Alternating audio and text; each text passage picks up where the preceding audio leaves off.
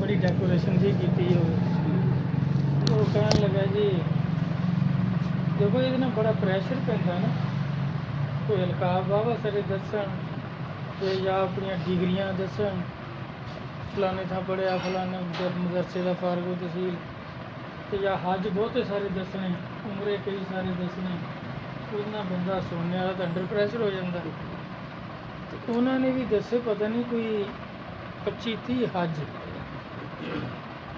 तो उमरे पता नहीं किन्ने दसे 100 तो भी ज़्यादा कोई 200 भी किन्ने हुण उन्होंने तो ख्याल से भी जो असीं दसांगे इधर असीं धोखे बेशक दी आह इन्ने इन्हां दे मरीज आ सरकार तो गद्दी तो उठणगे तो अगे हाथ जोड़ के बैठणगे भी हाजी साहब तुसीं बैठो हम गद्दी तो इरशाद फरमाओ कि इन्ने हज 200 उमरे भाई कमाल आ कि असीं तो भी सानूं तो एक भी नहीं नसीब। मैं फिर उन्होंने पूछा जो अपना वो सारा हवाल दे हटे मैं कहा जी हज़रत साहब नबी अलैहिस्सलाम ने किन्ने हज फरमाए सी तो उमरे भी हम तो ज़्यादा पता होना कहता जी नबी पाक सल्लल्लाहु अलैहि वसल्लम ने तो 3 उमरे फरमाए सी 1 हज भाई तुसी तो फिर कमाल की तुसी तो सरकार तो भी कहाँ लंघ गए 25-30 हज कहना मैं रहिंदा ही उत्थे सी मैं वो तो ना क्या लिहाज किया भी अबू जेल भी उत्थे ही रहिंदा सी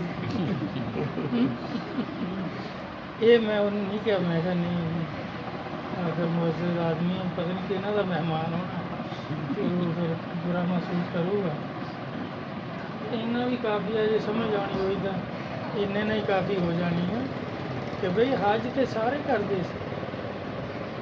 मकसद तो हैगा कि वो घर वाला भी कभी देखे उसकी ज़रूरत ही नहीं समझते घर नूं देख के खुश है। हालांकि हदीस पा गया कि जदों का खाना काबा बनया हदीस कुदसी है अल्लाह ताला फरमांदे मैं उहदे च आया कदी ਉਹਦੇ 'ਚ आया कभी नहीं तो ਜਿਹੜੇ मोमन आ अल्लाह के वली आ नबी उन्होंने तो जुदा होया कभी नहीं उत्थे आया कभी नहीं उन्होंने तो जुदा होया कभी नहीं उन्हों का कलब जोड़ा वही मेरा अर्श है उत्थे रहना जिन्हें मैनू तलाश करना उत्थों मिलूँगा काबे चो नहीं मिलता ना मंदिर चो मिलता जब बुले शाह साहब फरमांदे थे एक गल नहीं मस्जिद मंदिर दी एक गल है अपने अंदर कर सोबत मस्त कलंदर दी सिर पल विच मौला वेखी है फिर अल्लाह दस पऊगा तो जे भाई भावें मस्जिद च फिरो भावें मंदिर च फिरो भावें काबे जाओ भावें किते जाओ अल्लाह नहीं मिलता ये लिए ना दूसरी दुकान ही कोई नहीं बैत फर्ज आ अल्लाह का वली होना फर्ज है पीर मुर्शद लिए फिर काम आसान हो जाऊगा वरना कोई दूसरा रास्ता है ही नहीं जिहदे नाल अल्लाह की मार्फत हो जाए किसी सिवाय अल्लाह के वलियां तो बैत कीने के बगैर सैयदना अब्दुल ही रहमतुल्लाह अलैह फरमाते कि असीं पहला ये समझते सी कि बैत होना भी एक ਇਹਦਾ रुकन है इस्लाम का जिदा एक नमाज रोज़ा वगैरह फर्ज आ बैत होना एक जोज आ लेकिन अब जिदन अल्लाह की मार्फत हुई उस दिन समझ आई आ कि बैत होना ऐसा जोज आ कि कुल की हैसियत रखता कि जो ये बगैर अल्लाह की मार्फत हो ही नहीं सकती फिर ये जोज तो ना होया जोज तो होंगे ना जिहदे बगैर किसी होर तरीके भी हो सके फरमांदे बैत होना ऐसा जोज आ अल्लाह की मार्फत लई एक कुल की हैसियत रखता कि मुर्शद कामल तो बैत करोगे ही तो अल्लाह की मार्फत होनी है नहीं तो कोई दूसरा रास्ता नहीं जिस नाल हो जाए ਔਰ ਨਾ ਕਿਸੇ ਨੂੰ ਹੋਈ ਹੈ। ਜਿੱਦਾਂ ਕਹਿ ਦਿੰਦੇ ਖਾਜਾ ਅਵੈਸ ਕਰਨੀ ਰਜ਼ੀ ਅੱਲਾਹ ਅਨਹੂ, ਉਹਨਾਂ ਨੇ ਬੈਤ ਵੀ ਨਹੀਂ ਕੀਤੀ, ਜ਼ਿਆਰਤ ਵੀ ਨਹੀਂ ਕੀਤੀ, ਕਿਆ ਉਹਨਾਂ ਨੂੰ ਅੱਲਾ ਦੀ ਮਾਰਫਤ ਨਹੀਂ ਹੋ ਗਈ? ਭਾਈ ਉਹ ਕਾਨੂੰਨ ਨਹੀਂ ਹੈਗਾ, ਹੋ ਗਈ ਉਹਨਾਂ ਨੂੰ, ਬਿਲਕੁਲ ਹੋ ਗਈ, ਬਹੁਤ ਮਕਬੂਲ ਬਾਰਗਾਹ ਹੋਏ। ਲੇਕਿਨ 1,24,000 ਪੈਗੰਬਰਾਂ 'ਚੋਂ ਇੱਕ ਖਾਜਾ ਅਵੈਸ ਕਰਨੀ ਹੈ। ਬਾਕੀ 1,24,000 ਜਿਹੜੇ ਸੀ ਉਹਨਾਂ ਨੇ ਜ਼ਿਆਰਤ ਵੀ ਕੀਤੀ, ਕਲਮਾ ਸਰਕਾਰ ਤੋਂ ਪੜ੍ਹਿਆ, ਸੋਹਬਤ ਵਿੱਚ ਰਹੇ। ਅਤੇ ਜਿਹੜੇ ਅਕਸਰ ਰਹੇ ਉਹਨਾਂ ਨੂੰ ਮਾਰਫਤ ਨਸੀਬ ਹੋਈ ਹੈ। ਜਿਹੜੇ ਮੁਰੀਦ ਹੋ ਕੇ ਚਲੇ ਗਏ, ਬੈਤ ਹੋ ਕੇ ਦੂਸਰਾ ਮੁਸਲਮਾਨ ਹੋ ਕੇ, ਫਿਰ ਕਦੀ ਸੌਦਾ ਸੂਦਾ ਲੈਣ ਆਏ ਸ਼ਹਿਰੋਂ ਦਾ, ਕਦੀ ਜ਼ਿਆਰਤ ਹੋ ਗਈ ਨਾ ਹੋ ਗਈ, ਉਹਨਾਂ ਨੂੰ ਕੋਈ ਨਹੀਂ ਮਾਰਫਤ, ਉਹਨਾਂ ਦੇ ਮੁਰਾਤਬ ਨਹੀਂ ਤੈਅ ਹੋਏ। ਜਿਹੜਾ ਉਹਨਾਂ ਦੇ ਬਾਰੇ ਸਭ ਸਾਬਾ ਜਨਤੀ ਆ, ਜਨਤੀ ਹੋਣਾ ਕੋਈ ਮਕਾਮ ਦੀ ਚੀਜ਼ ਨਹੀਂ। ਮਕਾਮ ਇਹ ਹੈ ਕਿ ਉਹਨਾਂ ਦੇ ਸਦਕੇ ਹੋਰ ਕਿੰਨੇ ਲੋਕ ਜਨਤੀ ਹੋ ਜਾਣ, ਉਹ ਜਨਤੀ ਹੋ ਜਾਣ। ਜਿੱਦਾਂ ਪਾਕਿਸਤਾਨੀ ਹੋਣਾ, ਜਿਹੜਾ ਫੁੱਟਪਾਥ 'ਤੇ ਪਿਆ ਮੰਗਣ ਡਿਆ, ਲੱਤਾਂ ਵੀ ਕੋਈ ਨਹੀਂ, ਹੱਥ ਵੀ ਕੋਈ ਨਹੀਂ, ਪਾਕਿਸਤਾਨੀ ਤਾਂ ਉਹ ਵੀ। ਅਤੇ ਪਾਕਿਸਤਾਨ ਵਿੱਚ ਹੁੰਦਿਆਂ ਹੋਇਆਂ ਵਜ਼ੀਰ ਆਜ਼ਮ ਹੋ ਜਾਣਾ, ਫੌਜਾਂ ਦਾ ਚੀਫ ਹੋ ਜਾਣਾ, ਇਹ ਚੀਜ਼ ਹੈਗਾ, ਉਹ ਵੀ ਪਾਕਿਸਤਾਨੀ। ਥੋੜਾ ਮੰਗਦਾ ਪਿਆ, ਉਹ ਵੀ ਪਾਕਿਸਤਾਨੀ। ਇਸੇ ਤਰ੍ਹਾਂ ਜਨਤੀ ਕਈ ਤਾਂ ਉਹ ਵੀ ਹੋਣੇ ਨੇ ਜਿਹੜੇ ਨੇਕੀ ਕੋਈ ਵੀ ਨਹੀਂ ਹੋਣੀ, ਅੱਲਾ ਦਾ ਉਹਨਾਂ ਨੂੰ ਤਲਕ ਨਸੀਬ ਨਹੀਂ ਹੋਇਆ ਕਿਸੇ ਦੇ ਸਦਕੇ ਨਾਲ, ਸਿਫਾਰਸ਼ੀ ਕਿ ਅਕੀਦਾ ਸਹੀ ਸੀ ਜਿੱਦਾਂ ਦਾ ਵੀ ਸੀਗਾ, ਅਤੇ ਉਹ ਨਬੀਆਂ ਦੇ ਸਦਕੇ, ਵਲੀਆਂ ਦੇ ਸਦਕੇ, ਕਿਸੇ ਮੋਮਨ ਦੇ ਸਦਕੇ ਜਨਤੀ ਤੇ ਉਹ ਵੀ ਹੋ ਜਾਣੇ। ਲੇਕਿਨ ਉਹ ਉੱਦਾਂ ਦੇ ਹੀ ਜਨਤੀ ਹੋਣੇ ਆ ਜਿੱਦਾਂ ਦਾ ਫੁੱਟਪਾਥ 'ਤੇ ਪਿਆ ਮੰਗਣੇ ਵਾਲਾ ਪਾਕਿਸਤਾਨੀ, ਜਿੱਦਾਂ ਬਾ ਅਖਤਿਆਰ ਪਾਕਿਸਤਾਨੀ ਆ, ਉੱਦਾਂ ਦੇ ਜਨਤੀ ਉਹ ਹੋਣੇ ਆ ਜਿਨ੍ਹਾਂ ਨੂੰ ਅੱਲਾ ਦੀ ਮਾਰਫਤ ਨਸੀਬ ਹੋ ਗਈ, ਅੱਲਾ ਦਾ ਤਲਕ ਨਸੀਬ ਹੋ ਗਿਆ। ਅਤੇ ਇਸ ਬਾਰੇ ਕਿੰਨੀਆਂ ਚੀਜ਼ਾਂ ਐਸੀਆਂ ਕਿ ਭਾਈ ਹੁਣ ਤਾਂ ਮਖਲੂਕ ਟ੍ਰੈਂਡ ਬਣ ਗਿਆ ਵੀ नबी को मानो, नबी की ना मानो, अल्लाह को मानो, अल्लाह की ना मानो। मैं कहा यार कितनी दलेर हो गई उम्मत है, अलानिया ही कह देंगे आ। एक दफ़ा पूरा वफद आया, अल हबीब नवा नवा बैंक बने, उन्हों का चीफ हो गए, मैनेजर हो गए, पता नहीं की जी, उन्होंने सारे अहदेदार 8-10 आदमी हो, कहते जी पता नहीं किहने दसिया होना भी पीर है, चल जाओ खाते खोलणगे बहुत सारे। मैं कहा भाई पहली गल तो साढ़े लोगों को पैसे पूसे नहीं होंगे, एवं तुम तकलीफ की इन्नी, चलो। तो दूसरी चीज़ ये मैं कहा भाई असी इनू ना हराम समझते आ, जोड़ा ना तुम आ स्कीमां कि नहीं दसिया जी, आ सही बाकी तो भी चंगा करते हैं, वो तो चंगा करते, ये स्कीमां स्कूमां जोड़ियाँ असी इन्हू सूद समझते हैं, सूद हराम है। उन्होंने तो जोड़ा चीफ साहब से ना तकी उस्मानी साहब का फतवा कट के मैं कहा भी ਉਹਦਾ ਤਾਂ ਅਸੀਂ ਸੁਣਿਆ ਹੋਇਆ, ਦੇਖਿਆ ਅਸੀਂ ਨਹੀਂ ਉਹਨੂੰ, ਵੀ ਜਿਹੜਾ ਬੈਂਕ ਉਹਦਾ ਸ਼ੇਅਰ ਰੱਖ ਲਵੇ ਨਾ, ਭਾਵੇਂ ਟੈਡੀ ਪੈਸਾ ਹੀ ਰੁਪਈਏ 'ਚੋਂ ਰੱਖ ਲਵੇ, ਉਹਨੂੰ ਉਹ ਫਤਵਾ ਲਿਖ ਕੇ ਦੇਣ ਦਾ ਜਿਹੜਾ ਸੂਦ ਬੈਂਕ ਆ ਇਹ ਜੋ ਕਰਦੇ ਸੂਦ ਹੈ ਨਹੀਂ ਗਾ। ਮੈਂ ਕਿਹਾ ਉਹਨੂੰ ਅਸੀਂ ਉਹਦੇ ਮੰਨਣ ਵਾਲਿਆਂ 'ਚੋਂ ਨਹੀਂ ਹੈਗੇ, ਅਸੀਂ ਤਾਂ ਇਹਨਾਂ ਲੋਕਾਂ ਨੂੰ ਨਾ ਸਾਰੇ ਮੌਲਵੀਆਂ ਨੂੰ ਮੈਂ ਕਿਹਾ ਮੁਸਲਮਾਨ ਵੀ ਘੱਟ ਵੱਧ ਸਮਝਦੇ ਵਿੱਚ ਗੁਰਦਾਰੀ ਵਾਲੇ ਸੀ। ਮੈਂ ਕਿਹਾ ਕਹਿਣਗੇ ਵੀ ਸਾਨੂੰ ਮੁਸਲਮਾਨ ਹੀ ਨਹੀਂ ਸਮਝਦੇ, ਮੈਂ ਕਿਹਾ ਇਸੇ ਹੀ ਤਰ੍ਹਾਂ ਦੇ ਮੁਸਲਮਾਨ ਨਹੀਂ ਹੈਗੇ, ਅੱਲਾ ਮਾਫੀ ਦੇਵੇ। ਅਸੀਂ ਭਾਈ ਨਬੀ ਦੀ ਵੀ ਮੰਨਦੇ ਹਾਂ, ਨਬੀ ਨੂੰ ਵੀ ਮੰਨਦੇ ਹਾਂ, ਅੱਲਾ ਨੂੰ ਵੀ ਮੰਨਦੇ ਹਾਂ, ਅੱਲਾ ਦੀ ਵੀ ਮੰਨਦੇ ਹਾਂ। ਅਸੀਂ ਇੱਦਾਂ ਦੇ ਮੁਸਲਮਾਨ ਆ, ਚਾਹੇ ਸਾਨੂੰ ਕਹਿ ਲਓ ਵੀ ਇਹ ਬੈਕਵਰਡ ਮੁਸਲਮਾਨ ਜਾਂ ਪੁਰਾਣੇ ਤਰਜ਼ ਦੇ। ਆ ਜਿਹੜਾ ਨਿਊ ਲਾਈਟ ਇਸਲਾਮ ਦਾ ਤੁਸੀਂ ਦੱਸਦੇ ਹੋ ਨਾ, ਸਾਡੇ ਤੋਂ ਬਾਈ ਤਕੜਾ ਹੈ, ਅਸੀਂ ਨਹੀਂ ਇਹ ਕਰ ਸਕਦੇ। ਬੜੀ ਇੱਧਰ ਦੀ ਉੱਧਰ ਦੀਆਂ ਮਾਰਦੇ ਰਹੇ, ਮੈਂ ਵੀ ਫਿਰ ਸੁਣਾਈਆਂ ਜਦੋਂ ਇੱਧਰ ਦੇ ਉੱਧਰ ਦੀਆਂ, ਕਹਿੰਦੇ ਜੀ ਤੁਸੀਂ ਹੋਰ ਪੀਰਾਂ ਨਾਲ ਕੁਛ ਵੱਖਰੇ ਹੀ ਹੋ। ਮੈਂ ਕਿਹਾ ਬਿਲਕੁਲ ਵੱਖਰੇ ਹਾਂ, ਬਲਕਿ ਮੁਖਾਲਫਤ 'ਚ ਹਾਂ। ਅਸੀਂ ਪੀਰਾਂ ਦੀ ਵੀ ਮੁਖਾਲਫਤ ਹਾਂ, ਮੌਲਵੀਆਂ ਦੀ ਵੀ ਮੁਖਾਲਫਤ ਹਾਂ, ਇਹ ਕਿਸੇ ਨੂੰ ਨਹੀਂ। ਮੈਂ ਕਿਹਾ ਰਾਸ ਆਉਂਦੇ ਆ, ਇਹ ਰਾਸ ਮੈਂ ਕਿਹਾ ਤੁਹਾਨੂੰ ਵੀ ਨਹੀਂ ਆਉਣਾ। ਉਹ ਕਹਿੰਦਾ ਜੀ ਵਾਕਈ ਸਹੀ ਹੈ, ਚਾਹ ਪੜਾਈ ਉਹਦਾ ਕਹਿੰਦਾ ਜੀ ਚਲੋ ਠੀਕ ਹੈ ਸੋਚਿਓ। ਮੈਂ ਕਿਹਾ ਹੁਣ ਸੋਚੀਏ, ਇਹ ਅਸੀਂ ਪਹਿਲਾਂ ਤਾਂ ਸੋਚਿਆ ਵੀ ਇਹ ਸੂਦ ਹਰਾਮ ਆ, ਜੋ ਤੁਸੀਂ ਕਿਹਾ ਇਹ ਸਭ ਕੁਛ ਇਸਲਾਮ ਦੇ ਖਿਲਾਫ, ਇਹ ਨਹੀਂ ਮੰਨ ਸਕਦੇ। ਐਸੇ ਤਰ੍ਹਾਂ ਹੀ ਦੇਖੋ ਇਹ ਹਦੀਸਾਂ ਮੌਲਵੀ ਵੀ ਪੜ੍ਹਦੇ ਆ, ਜਿਨ੍ਹਾਂ 'ਚ ਖੁੱਲ੍ਹਮ ਖੁੱਲ੍ਹਾ ਹੈ ਕਿ ਅਗਰ ਇਹਦੇ ਖਿਲਾਫ ਕੀਤਾ ਤੁਸੀਂ ਮੁਸਲਮਾਨ ਨਹੀਂ ਹੈਗੇ, ਤੁਸੀਂ ਅੱਲਾ ਦੀ ਨਾਰਾਜ਼ਗੀ ਦੇ ਰਸਤੇ 'ਤੇ ਚੱਲਦੇ ਹੋ, ਇਹਨਾਂ ਲੋਕਾਂ ਨੂੰ ਤਸਲੀਮ ਕਰੋਗੇ ਤੇ ਤੁਹਾਡਾ ਈਮਾਨ ਇਸਲਾਮ ਮੁਕੰਮਲ ਹੋਏਗਾ, ਵਰਨਾ ਨਹੀਂ ਹੋਣਾ। ਹੁਣ ਮੈਂ ਇਹੀ ਪੜ੍ਹ ਕੇ ਸੁਣਾਉਣ ਲੱਗਾ, ਜਿਹੜੇ ਸ਼ੀਆ ਵੀ ਅਕਸਰ ਪੜ੍ਹਦੇ ਆ ਮਨ ਕੁਨ ਤੋਂ ਮੌਲਾ ਹਾਜ਼ਾ ਅਲੀ ਮੌਲਾ, ਕਿ ਸਰਕਾਰ ਜਦੋਂ ਹੱਜ ਤੋਂ, ਕਿਉਂਕਿ ਕੋਈ ਹੱਜ ਆਪਨੇ ਫਰਮਾਇਆ ਹੱਜਤੁਲ ਵਿਦਾ ਹੀ ਉਹਨੂੰ ਕਹਿੰਦੇ, ਉਹ ਤੋਂ ਵਾਪਸ ਤਸ਼ਰੀਫ ਲਿਆਏ ਤੇ ਗਦੀਰ ਖਮ ਇੱਕ ਜਗ੍ਹਾ ਦਾ ਨਾਮ ਹੈ, ਉੱਥੇ ਆਪਨੇ ਸਭ ਸਾਹਬਾਂ ਨੂੰ ਇਕੱਠੇ ਕਰਕੇ ਤੇ ਖੁਤਬਾ ਦਿੱਤਾ, ਜਿਹਦੇ 'ਚ ਹੋਰ ਵੀ ਆਪਨੇ ਇਰਸ਼ਾਦਾਤ ਫਰਮਾਏ ਤੇ ਅਲੀ अलैहिस्सलाम ਦੇ ਬਾਰੇ ਖਾਸ ਕਰ ਫਰਮਾਇਆ। ਉਹਦਾ ਅਸੀਂ ਕਹਿੰਦੇ ਕਿ ਨਬੀ ਗੈਬ ਜਾਣਦਾ, ਨਬੀ ਗੈਬ ਜਾਣਦਾ, ਇਹ ਵੀ ਤਾਂ ਨਬੀ ਦੇ ਗੈਬ ਦੇ ਇਲਮ ਦਾ ਇੱਕ ਹਿੱਸਾ ਹੈ ਨਾ, ਕਿ ਅਲੀ अलैहिस्सलाम ਦੇ ਦੁਸ਼ਮਣ ਹੋਣਾ ਉਮਤ ਨੇ, ਉਮਤੀ ਵੀ ਕਹਾਉਣਾ ਦੁਸ਼ਮਣੀ ਵੀ ਕਰਨੀ, ਵਰਨਾ ਇੱਦਾਂ ਖੁੱਲ੍ਹਮ ਖੁੱਲ੍ਹਾ ਸਰਕਾਰ ਨੇ ਕਿਉਂ ਫਰਮਾਉਣਾ ਸੀ ਇਹਨਾਂ ਦੇ ਬਾਰੇ।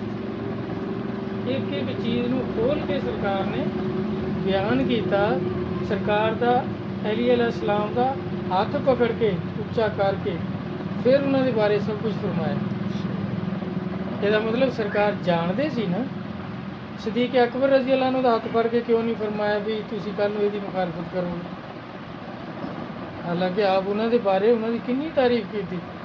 ਜਦੋਂ ਖਿਲਾਫਤ ਦਾ ਜ਼ਿਕਰ ਹੋਇਆ, ਮੈਂ ਨਾ ਜ਼ਮੀਨ ਵਾਲੇ ਨਾ ਅਸਮਾਨ ਵਾਲੇ ਅਬੂ ਬਕਰ ਦੇ ਬਗੈਰ ਕਿਸੇ ਨੂੰ ਖਲੀਫਾ ਤਸਲੀਮ ਹੀ ਨਹੀਂ ਕਰਨਗੇ।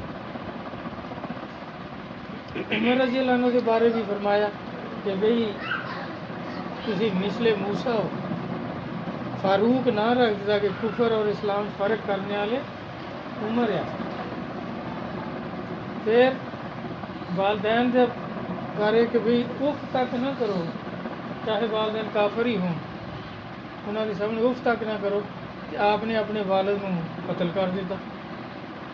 साहबा ने शिकायत की थी कि सरकार तुसी तो इस कदर फरमाते हो कि वालदैन के अगे उफ भी ना करो, उमर ने तो अपने वालिद की गर्दन उड़ाती है। ਹੁਣ ਨਹੀਂ ਤਾਂ ਸਰਕਾਰ ਨੂੰ ਯਾਰ ਇਹ ਕੀ ਕੀਤਾ ਉਹਨੇ, ਹੈ ਨਾ। ਨਹੀਂ ਆਪ ਮੈਂ ਉਮਰ ਜੋ ਕਰਦਾ ਉਹ ਹੱਕ ਹੈ। ਹੁਣ ਇਹ ਨਹੀਂ ਫਰਮਾਇਆ ਵੀ ਅੱਬੇ ਦਾ ਇੱਦਾਂ ਕੀਤਾ ਤਾਂ ਹੱਕ ਹੈ, ਉਮਰ ਜੋ ਕਰਦਾ ਉਹ ਹੱਕ। ਹੁਣ ਸ਼ੀਏ ਕਿੱਦਾਂ ਕਹਿੰਦੇ ਆ ਵੀ ਅਜ਼ਕਾਤ ਦੇ ਮੁਨਕਰ ਹੋਣ ਲਈ ਕਹਿੰਦੇ ਆ ਇਹ ਹਜ਼ਰਤ ਉਮਰ ਦਾ ਜੱਗਾ ਟੈਕਸ ਹੈ। ਹਜ਼ਰਤ ਉਮਰ ਜੱਗਾ ਵਸੂਲਦੇ ਸੀ। ਅੱਲਾ ਦਾ ਨਬੀ ਕੀ ਕਹਿ ਰਿਹਾ, ਉਮਰ ਜੋ ਕਰਦਾ ਉਹ ਹੱਕ। ਹੁਣ ਜਿਹੜਾ ਉਹਨਾਂ ਨੂੰ ਨੌਜ਼ ਬਿਲਾ ਇਸ ਤਰ੍ਹਾਂ ਕਰੂਗਾ ਕੁਛ, ਮੁਖਤਸਰ ਗੱਲ ਮੈਂ ਕਈ ਅਕਸਰ ਕਰਦਾ ਹੁੰਦਾ ਕਿ ਹਜ਼ੂਰ ਦੇ ਇਹ 4 ਸਾਹਬਾ, 5 ਤਨ ਪਾਕ, ਕੁਰਾਨ ਪਾਕ, ਅਹਿਲ ਬੈਤ ਸਰਕਾਰ ਜਿਹੜੇ, ਇਹਨਾਂ ਦੇ ਬਾਰੇ ਕੋਈ ਕੰਪਰੋਮਾਈਜ਼ ਨਹੀਂ ਕਿਸੇ ਨੂੰ। ਇਹਨਾਂ 'ਚੋਂ ਦੇਖੋ ਕੋਈ ਅਟੈਕ ਕਰਦਾ ਇਹਨਾਂ 3 ਚੀਜ਼ਾਂ 'ਤੇ, ਸਮਝ ਲਓ ਇਹ ਨਹੀਂ ਹੈਗਾ ਮੁਸਲਮਾਨ, ਨਾ ਦਾ ਮੁਸਲਮਾਨ ਹੈ ਜਾਂ ਮੁਨਾਫਿਕ ਹੋਣਾ, ਨਹੀਂ ਤਾਂ ਇਹ ਮੁਸਲਮਾਨ ਸਹੀ ਤਰ੍ਹਾਂ ਦਾ ਕੋਈ ਨਹੀਂ।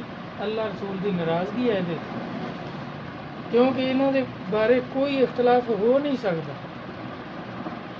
ਸਰਕਾਰ ਦੀ ਇੰਨੀ ਤਾਰੀਫ ਕੀਤੀ ਹੈ। ਇੱਕ ਸ਼ੀਆ ਇੱਕ ਦਫਾ ਸਰਕਾਰ ਨਾਲ ਬਾਬਾ ਕਿਬਲਾ ਨਾਲ ਬਹਿਸ ਕਰਨ ਆ ਗਿਆ, ਕਰਬਲਾ ਮੁਹੱਲਾ ਸ਼ਰੀਫ ਦੇ ਬਾਰੇ 'ਚ ਬੜੀ ਉਹਨੇ ਤਾਰੀਫ ਕੀਤੀ। अब मैं भी ਉਹਦੀ ਕੋਈ ਐਸੀ ਤਾਰੀਫ ਦੱਸ ਜਿਹੜੀ ਹੋਰ ਜ਼ਮੀਨ ਨਹੀਂ ਨਸੀਬ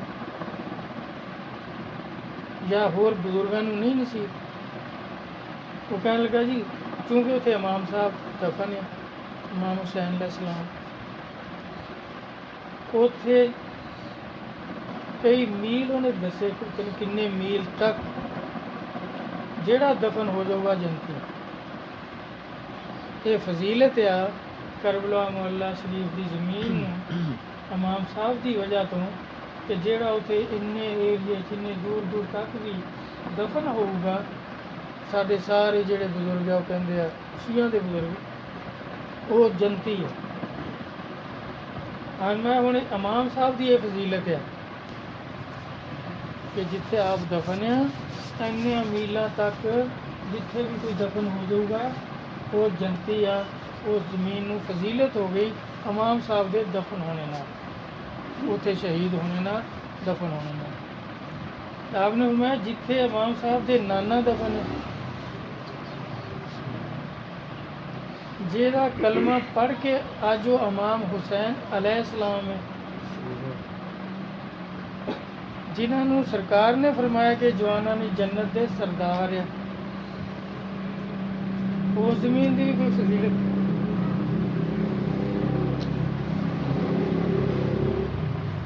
کہ وہ دی کوئی فضیلت نہیں۔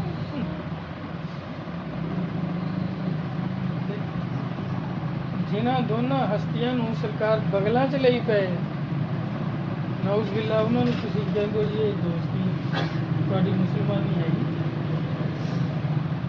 امام صاحب دی وجہ تو اتنی فضیلت ہے بھائی، جڑے نبیاں دے سردار ہے امام صاحب، جنہاں دی وجہ تو امام صاحب ہے، اگر انہاں دا کلمہ نہ پڑھ دے پھر امام صاحب ہوں گے، پھر جواناں نے جنت دے سردار ہوں گے، تو انہاں دی بھی تو کوئی فضیلت ہوئے گی۔ تو جڑے انہاں دی بغلاں چ ستے پئے ہیں بھائی، زندگی چ نال وصال تو بعد بھی انہوں نے علیحدہ نہیں کیتا، انہوں کی کوئی فضیلت نہیں۔ اور میں اپنے عقائد صحیح کرو ورنہ مسلمانی کے حقدار ہی کوئی نہیں۔ ہوں انہاں اسی طرح ہی بھائی، جس طرح ہوں سرکار حج تو فارغ ہوندے ہی واپسی تے مدینے شریف تے مکے شریف دے درمیان ہی ہے جگہ غدیر خم، مشہور جگہ ہے، اتنے آپ فرماندے ہیں واپسی کے وقت اثناء راہ میں جب منزل غدیر خم میں پہنچے، حالانکہ زبانی اسی کئی دفعہ یہ اکثر سناتے رہتے، تو اتوں پڑھ کے سناؤن کا ہور ہی مزہ ہے، وہی لفظ دہرا ہون تو انہوں کی لذت ہی بڑھ جاتی ہے، فضیلت ہی بڑھ جاتی ہے۔ غدیر خم میں پہنچے جو کہ جافا کے نواح میں مکہ معظمہ اور مدینہ طیبہ کے درمیان واقع ہے، تو روئے انور صحابہ کی طرف کر کے فرمایا کیا تم نہیں جانتے؟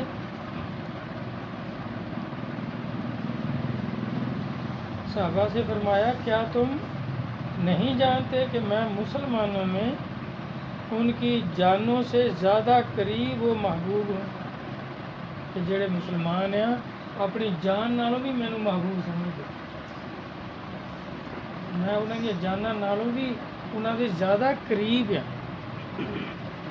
جیسا کہ قرآن پاک میں مذکور ہے نبی مسلمانوں میں ان کی جانوں سے زیادہ قریب و محبوب ہیں۔ ایک روایت میں ہے کہ اس لفظ کو 3 مرتبہ فرمایا، سرکار نے 3 دفعہ یہ فرمایا بار بار کہ میں تمہوں مسلمانوں صحابہ انہوں دی جان تو بھی زیادہ قریب ہیں، زیادہ محبوب ہیں، پیارا ہے۔ مطلب یہ کہ میں مسلمانوں کو حکم نہیں دیتا مگر اسی چیز کا جس میں ان کی صلاح و نجات اور ان کی دنیا و آخرت کی بھلائی چھپی ہوئی، برخلاف ان کے نفوذ کے کہ وہ کبھی شر فساد کو بھی چاہتے ہیں۔ تمام صحابہ نے عرض کیا ہاں بالکل ٹھیک، کیوں نہیں، بلا شبہ آپ تمام مسلمانوں کی جانوں سے قریب اور محبوب تر ہیں۔ سب صحابہ نے کہا بالکل ہاں، تسی سانوں اس طرح ہی قریب ہو، اس طرح ہی محبوب ہو، اسی اپنی جانوں تو بھی تمہیں زیادہ پیارا سمجھیں۔ فرمایا گویا مجھے اس جہان میں بلایا اور میں نے اسے قبول فرمایا، اللہ تعالیٰ نے اس جہان سے میں نے بھیجا، جس کام لیے بھیجا میں انہوں قبول کیتا تو بالکل میں جاؤں گا، حالانکہ کنی دکھ تکلیفاں مصیبتاں، کنیوں پریشانیاں، مخالفتاں، جنگاں، کی مصیبت، رحمت ہے جب اللہ نے انہوں پسند فرمایا میں بھی انہوں قبول کیا۔ آگاہ ہو جاؤ، آگاہ ہو جاؤ، جان لو، نیپا ہمارے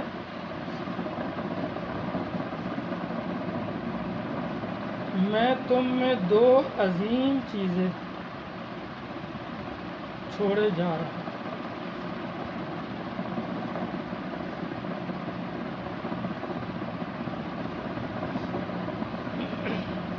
میں تم میں دو عظیم چیزیں چھوڑے جا رہا ہوں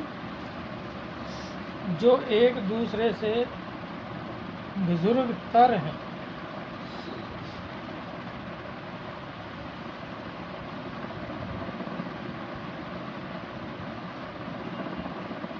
یعنی دونوں ایک دوسرے کو بزرگ ہیں۔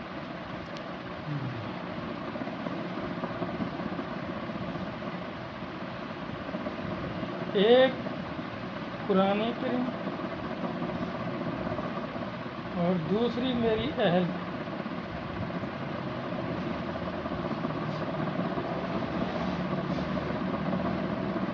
مولوی کہیں گے ایک قرآن پاک، دوسرا میری سنت۔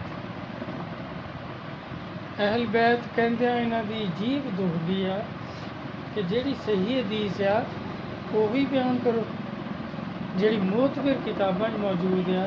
اے شاہ عبد الحق صاحب محدث قادری بزرگ ہے، شاہ ولی اللہ صاحب جڑے ہے انہاں دے دادا جی ہے۔ شاہ عبد العزیز محدث دہلوی انہاں دے بیٹے ہے، شاہ ولی اللہ اے انہاں دے باپ ہے، شاہ عبد العزیز صاحب۔ ایک قرآن کریم ہے، دوسری میری اہل بیت۔ دیکھو میرے بعد ان دونوں چیزوں میں احتیاط کرنا کہ کس طرح تم ان سے سلوک کرتے ہو اور کیسے ان کے حقوق ادا کرتے ہو۔ یہ دونوں چیزیں میرے بعد ایک دوسرے سے کبھی جدا نہ ہوں گی۔ قرآن اہل بیت تو جدا نہیں ہوگا، اہل بیت قرآن تو جدا نہیں ہوں گے۔ تھانوں دیکھاں گے تسی کی احتیاط کرتے ہو، یہ بارے کی کرتے ہو تسی، یہاں تک کہ تم حوض کوثر کے کنارے مجھ سے ملو۔ یہ تو مراد جڑا اہل بیت سرکار فرمانے نے، جداں آپ نے فرمایا سی سلمان فارسی رضی اللہ عنہ کہ تسی میری اہل بیت وچوں، یہ سب اولیاء کرام ہوندے ہیں جڑے خاندانی جڑا سید ہے وہ نہیں، اگر وہ ولایت میں پہنچے ہوئے ہیں تو پھر وہ بھی شامل ہے، ورنہ نہیں۔ جداں سید تک کئی بس اور کئی کما سے مشغول ہو گئے تو ہوں وہ بھی سید ہے، انہوں کا بھی ادب احترام لازمی ہے، پیروی نہیں لازمی۔ لیکن جڑے یہ ہے انہوں کی پیروی اسی طرح کرنی ہے جس طرح قرآن پاک کی پیروی سرکار دے مقصد ہے۔ کہ دوسرے اہل بیت میرے بعد ان دونوں چیزوں میں احتیاط کرنا کہ کس طرح تم ان سے سلوک کرتے ہو اور کیسے ان کے حقوق ادا کرتے ہو۔ یہ دونوں چیزیں میرے بعد ایک دوسرے سے کبھی جدا نہ ہوں گے، یہاں تک کہ تم حوض کوثر کے کنارے مجھ سے ملو۔ ہن مولوی لوگ انہاں دونوں چیزوں کی مخالفت کرتے، قرآن پاک کی مخالفت کرتے ہیں، اولیاء کرام کی مخالفت کرتے، شاہاں کی تو مخالفت نہیں کرتے۔ مخدوم صاحبان جی نر نر کے گٹے پھڑتے تو وہ چینی کی بوری دے دیں گے، سجدہ کی مخالفت نہیں کرتے۔ اللہ دے ولیاں دی مخالفت ہے نبیاں دی طرح، اور قرآن پاک دا انکار کر دیں، مخالفت کرتے ہیں یا معنی بدل لیں۔ اس کے بعد فرمایا حق تبارک تعالیٰ میرا مولا ہے، حق تبارک تعالیٰ میرا مولا ہے اور میں تمام مسلمانوں کا مولا ہوں۔ تو میں حق تبارک تعالیٰ میرا مولا ہے اور میں تمام مسلمانوں کا مولا ہوں۔ اس کے بعد حضرت علی مرتضیٰ کرم اللہ وجہ الکریم کا ہاتھ پکڑ کر فرمایا اے خدا جس کا میں مولا ہوں، یہ علی بھی اس کے مولا ہے۔ اے خدا میں جس کا مولا ہوں علی بھی اس کے مولا ہوں۔ اے خدا تو بھی اسے دوست رکھ جو ان کو دوست رکھے۔ یہ بخاری ترمذی کسی بھی حدیث کی کتاب دے لو، حدیث بالکل اسی طرح عین بین متفق علیہ ہے، کسی میں اختلاف نہیں۔ مولویاں بھی جڑے بشکدی منتے نہیں منتے، لیکن انہاں حدیث کسی میں نہیں اختلاف، سارے ان کہتے جی یہ صحیح حدیث ہیں۔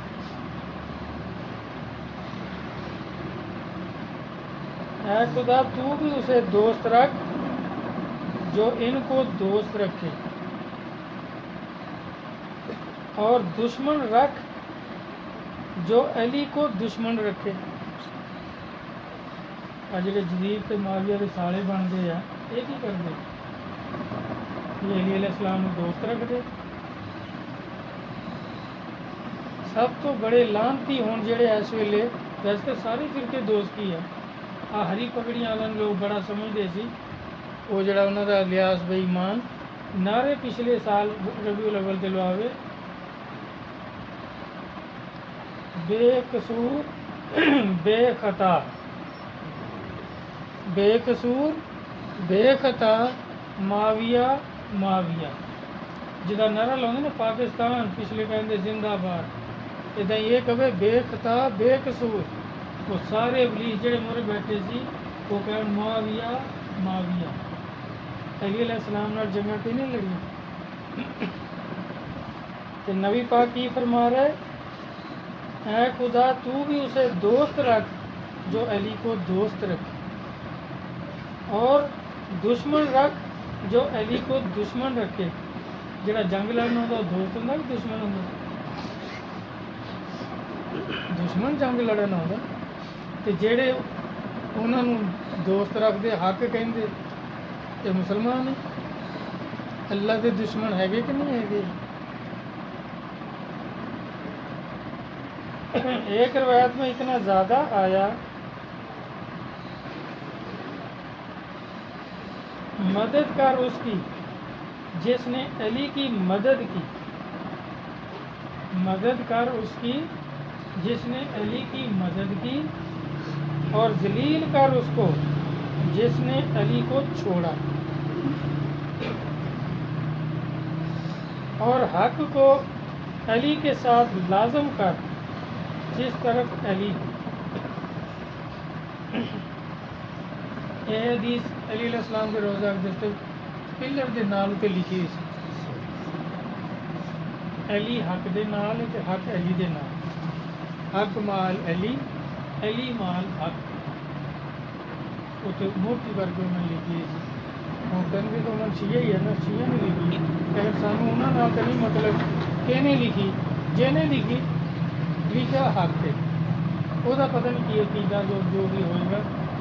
واقعی یہ حدیث پاک اتنے بھی لکھی ہوئی، سب حدیث کی کتابیں موجود ہیں۔ حق مال علی، یعنی حق علی دے نال، علی مال حق، علی حق دے نال، اور سرکار بھی یہی فرما رہے۔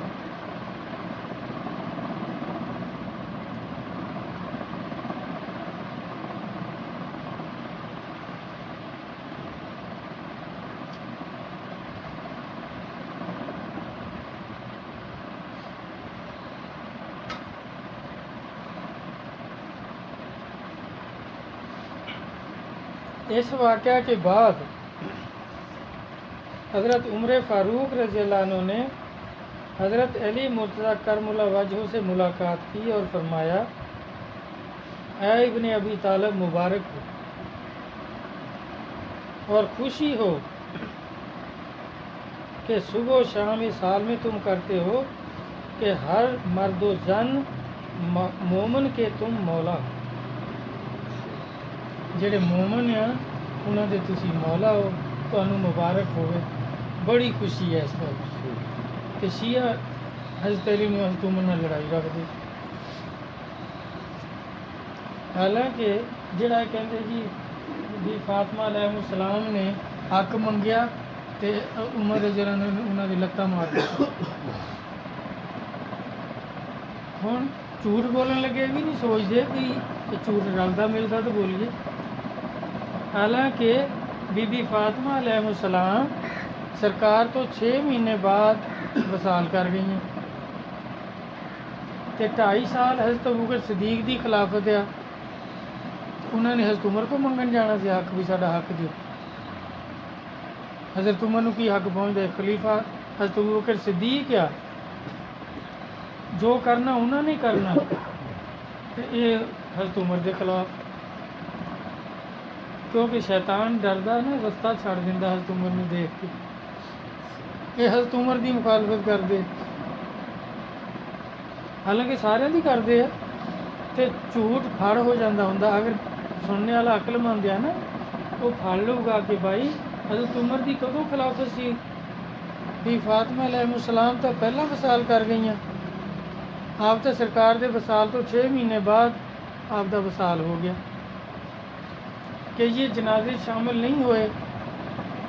ਆਪ ਨੇ ਵਸੀਅਤ ਕੀਤੀ ਸੀ।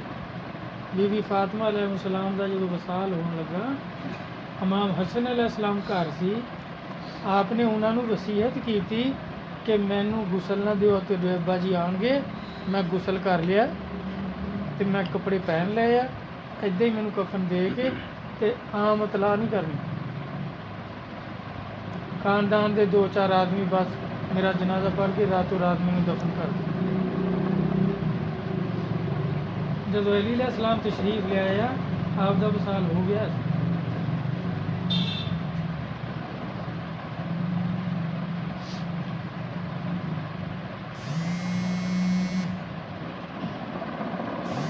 ਉਹਨਾਂ ਦੀ ਵਸੀਅਤ ਦੇ ਮੁਤਾਬਕ ਹਜ਼ਰਤ ਅਲੀ अलैहिस्सलाम ਨੇ ਸਿਰਫ ਖਾਨਦਾਨ ਦੇ ਚੰਦ ਲੋਕ, ਸਾਰਾ ਵੀ ਨਹੀਂ ਖਾਨਦਾਨ, ਹਜ਼ਰਤ अब्बास रज़ियल्लाहु अन्हु ਆਪਦੇ ਚੱਚਾ ਤੇ ਉਹਨਾਂ ਦੇ ਬੇਟੇ, ਇੱਕ ਦੋ ਹੋਰ ਖਾਨਦਾਨ ਦੇ ਅਫਰਾਦ। ਤਾਂ ਮੈਂ ਗੁਸਲ ਨਹੀਂ ਮੈਨੂੰ ਦੇਣਾ, ਗੁਸਲ ਮੈਂ ਕਰ ਲਿਆ। ਬਸ ਉਹਨਾਂ ਨੇ ਜਨਾਜ਼ਾ ਚੁੱਕਿਆ, ਕਫਨ ਦੇ ਕੇ ਜੰਨਤੁਲ ਬਕੀ 'ਚ ਰਾਤੋਂ ਰਾਤ ਦਫਨ ਕਰਕੇ। ਸੁਬਾਹ ਸਾਹਬਾ ਨੇ ਇਤਰਾਜ਼ ਕੀਤਾ, ਕਈਆਂ ਨੇ, ਹਜ਼ਰਤ ਉਮਰ ਰਜ਼ੀਅल्लाहु अन्हु ਉਹਨਾਂ 'ਚ ਸ਼ਾਮਿਲ ਹੈ। ਕਈ ਰਵਾਇਤਾਂ ਹੀ ਤਾਂ ਹੈਗਾ ਕਿ ਆਪ ਨੂੰ ਬੁਲਾਇਆ, ਆਪ ਆ ਗਏ ਸੀ, ਲੇਕਿਨ ਬਾਬਾ ਜੀ ਤੋਂ ਅਸੀਂ ਇਹੀ ਸੁਣਿਆ ਮੁਤਬਰ, ਇਹਦੇ 'ਚ ਵੀ ਇਹ ਰਵਾਇਤ ਵੀ ਲਿਖੀ ਹੋਈ ਹੈ ਇਹਨਾਂ ਨੇ ਵੀ, ਕਿ ਆਪ ਨੇ ਨਹੀਂ ਬੁਲਾਇਆ ਕਿਸੇ ਨਾ ਇਤਲਾਹ ਨਹੀਂ। ਤਾਂ ਆਪ ਨੇ ਦੱਸਿਆ ਕਿ ਬਈ ਫਾਤਮਾ अलैहिस्सलाम ਨਾਲ ਵਸੀਅਤ ਕਰ ਰਹੀਆਂ ਕਿ ਕਿਸੇ ਨੂੰ ਨਾ ਬੁਲਾਇਆ। ਖਾਨਦਾਨ ਦੇ ਚੰਦ ਆਦਮੀ, 2-4-10 ਆਦਮੀ ਜਿੱਦਾਂ ਹੁੰਦੇ, ਉਹੀ ਮੇਰਾ ਗੁਸਲ ਵੀ ਉਹਨਾਂ ਨੇ ਕਰ ਲਿਆ ਸੀ, ਕਫਨ ਵੀ ਪਾ ਲਿਆ ਸੀ, ਤਾਂ ਉਸੇ ਤਰ੍ਹਾਂ ਫਰਮਾਇਸ਼ ਹੀ ਦਫਨ ਕਰ ਦਿਓ। ਇਮਾਮ ਸਾਹਿਬ ਨੇ ਸਾਨੂੰ ਇਹ ਪੈਗਾਮ ਦਿੱਤਾ। ਮੈਂ ਖੁਦ ਹੀ ਵਸਾਲ ਦੇ ਟਾਈਮ ਮੌਜੂਦ ਨਹੀਂ, ਅਲੀ अलैहिस्सलाम ਨੇ ਸਭ ਸਾਹਬਾਂ ਨੇ ਕਿਹਾ ਜੀ ਬਿਲਕੁਲ ਉਮਰ ਨਾਲ ਸਦਕਣਾ, ਜੋ ਉਹਨਾਂ ਨੇ ਫਰਮਾਇਆ ਹੱਕ ਹੈ, ਬਿਲਕੁਲ ਇਸ ਤਰ੍ਹਾਂ ਹੀ ਚੱਲੋ। ਹੁਣ ਦੇਖਣਾ ਇਹ ਹੈ ਕਿ ਜਿੱਦਾਂ ਇਹਦੇ ਤੋਂ ਲੈਣਗੇ ਉਹ ਕਿ ਜੀ ਸੈयद ਫਿਰ ਮਿਸਾਲਾਂ ਦੇਣਗੇ ਕਿ ਫਲਾਨਾ ਸੈयद ਦੇਖੋ ਤਾਂ ਜੀ ਕੀ ਕਰਦਾ, ਸੈयद ਨੂਰ ਦੇਖੋ ਤਾਂ ਜੀ ਫਿਲਮਾਂ ਬਣਾਉਂਦਾ। ਹੁਣ ਇਹ ਆ ਲਿਆ, ਇਹ ਅਹਿਲ ਬੈਤ ਹੈ। ਉਹ ਭਾਈ ਅਹਿਲ ਬੈਤ ਸਰਕਾਰ ਫਰਮਾ ਗਏ ਸਲਮਾਨ ਫਾਰਸੀ रज़ियल्लाहु अन्हु ਨੂੰ ਕਿ ਜੋ ਵੀ ਵਲੀ ਹੋਣਗੇ ਅੱਲਾ ਦੇ, ਉਹ ਸਰਕਾਰ ਦੀ ਅਹਿਲ ਬੈਤ। ਕੁਰਾਨ ਮੌਜੂਦ ਹੈ। ਅਗਰ ਸਜਦਾ 'ਚੋਂ ਵੀ ਜਿੱਦਾਂ ਹੁਣ ਬੁੱਲੇ ਸ਼ਾਹ ਸਾਹਿਬ ਆ, ਦਾਤਾ ਸਾਹਿਬ ਆ, ਇਹ ਵੀ ਸਰਕਾਰ ਦੀ ਅਹਿਲ ਬੈਤ ਹੈ। ਇਹ ਸੈयद ਬਾਦਸ਼ਾਹ, ਬਾਬਾ ਫਰੀਦ ਖਾਨ ਸ਼ਕਰ रहमतुल्लाह अलैह, ਹੋਰ ਕਿੰਨੇ ਬਜ਼ੁਰਗ ਉਮਤੀ ਆ, ਉਮਤ 'ਚੋਂ सैयद ਨਹੀਂ, ਲੇਕਿਨ ਇਹ ਵੀ ਸਰਕਾਰ ਦੀ ਅਹਿਲ ਬੈਤ ਹੈ। ਸਰਕਾਰ ਨੇ ਫਰਮਾਇਆ ਨਾ ਕਿ ਮੇਰਾ ਦੀਨ ਅਗਰ ਸਰਈਆ 'ਚ ਵੀ ਚੱਲ ਜਾਵੇ, ਉਸਮਾਨਾਂ ਦੇ ਜਿੱਥੋਂ ਤਾਰਿਆਂ ਦਾ ਝੁਰਮਟ ਹੁੰਦਾ, ਤੇ ਆਪ ਨੇ ਫਰਮਾਇਆ ਸੀ ਸਲਮਾਨ ਦੇ ਖਾਨਦਾਨ ਦੇ ਲੋਕ ਉੱਥੋਂ ਖਿੱਚ ਕੇ ਫਿਰ ਜ਼ਮੀਨ 'ਤੇ ਇਹਨੂੰ ਬਰਾਬਰ ਕਰ ਦਿਆ ਕਰਨ। ਹੁਣ ਖਾਨਦਾਨ ਉਹਨਾਂ ਦੇ ਤੋਂ ਮੁਰਾਦ ਈਰਾਨੀ ਥੋੜ੍ਹਾ ਹੈਗੇ, ਉਹ ਤਾਂ ਈਰਾਨੀ ਸੀਗੇ। ਈਰਾਨ ਸਾਰਾ ਵਲੀਆਂ ਦਾ ਹੈ ਨਹੀਂ, ਖਾਨਦਾਨ ਤੋਂ ਵੀ ਮੁਰਾਦ ਹੋਈ ਹੈ ਕਿ ਜਿਹੜੇ ਅੱਲਾ ਦੇ ਵਲੀ ਹੋਣਗੇ ਉਹ ਮੇਰੇ ਦੀਨ ਨੂੰ ਅਸਤਵਾਰ ਕਰਦੇ ਰਹਿਣਗੇ, ਬੇਸ਼ੱਕ ਜ਼ਮੀਨ 'ਤੇ ਨਾ ਹੋਵੇ, ਫਿਰ ਜ਼ਮੀਨ 'ਤੇ ਬਰਾਬਰ ਕਰ ਦਿਆ ਕਰਨਗੇ। ਹਮੇਸ਼ਾ ਤੋਂ ਤੁਸੀਂ ਦੇਖੋ, ਫਿਰ ਉਹਦੀ ਜਿੱਦਾਂ ਹੁੰਦੀ ਨਾ ਜ਼ਮਾਨੇ 'ਚ ਪਹਿਚਾਣ ਕਿੱਦਾਂ ਹੋਵੇ ਕਿ ਬਈ ਇਹ ਹਦੀਸ ਦੀ ਤਸਦੀਕ ਕਿੱਦਾਂ ਅਸੀਂ ਕਰਾਂਗੇ, ਕਿਸ ਤਰ੍ਹਾਂ ਇਹਨੂੰ ਤਸਲੀਮ ਕਰਾਂਗੇ। कि देखो कुरान पाक की मुखालफत हो रही है, सजदा ताज़ीम कुरान पाक विच मौजूद है, सारे उलमा वन टू आल सारे की मुखालफत करते, इनकार करते सारे। सब तो बड़ा जिन्होंने बड़ा चंगा समझे अहमद रज़ा कहता ये तो हो ही नहीं सकता, ये तो हो ही नहीं सकता, इल्मों दूर अकलों दूर। पढ़ के शर्म आती है भी ये कहते बड़ा मौलवी सी, ये तो बिल्कुल ही जाहल मुतलक सी, नलायक सी बिल्कुल ही। कि सूरह यूसुफ च सीधा सीधा मौजूद आ कि यूसुफ अलैहिस्सलाम नूं उन्हां दे वालिद, उन्हां दी वालदा, उन्हां दे भाइयां ने सजदा कीता। ये कहंदा ये तो हो ही नहीं सकता, होर किदां कुरान दा इनकार करना विच? ये तो हो ही नहीं सकता कि बाप इलम च ज़्यादा, उम्र च ज़्यादा, फिर नबी अपने बेटे ने सजदा करे। ये तो अकलों दूर समझो दूर, पता नहीं की बकवास लिख के तो कहता ये तो हो ही नहीं सकता। ये वर्गा जाहिल लभ सकता कि कुरान का तू तर्जमा लिख रहा, कुरान के खिलाफ लिख रहा।